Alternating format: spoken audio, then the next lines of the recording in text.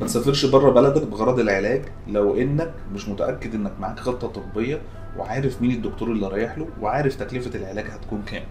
دايما احنا في موقع كده بنشوف مرضى كتير بيسافروا بره بلدهم للعلاج وما بيكونش معاهم خطة طبية او خطة مالية.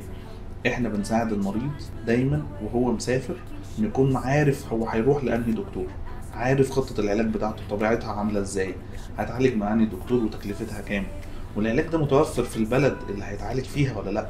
اتأكد من ده دايما علشان بنشوف كتير من المرضى بجد بيعيشوا في مأساة لما بيسافر ويدفع كل التكاليف دي ويلاقي ان العلاج مش موجود، او ان الدكتور اللي بيعالجه واللي كان منتظر ان هو شافه في الفيسبوك وشافه البروباجندا اللي هو بيعملها ما عندوش العلاج المناسب ليه. دايما خلي معاك شركة تساعدك في كل الخدمات الطبية، بتحجز لك المواعيد مع الأطباء، بتحجز لك خطة العلاج، بنتأكد إن كل خطوة في العلاج بتاعتك ماشية وفق معايير السليمة للعلاج الخاص بكل مريض، بنتأكد إن يكون معاك مساعد دايما على مدار 24 ساعة يساعدك في كل خطوة في البلد اللي أنت مسافر للعلاج فيها.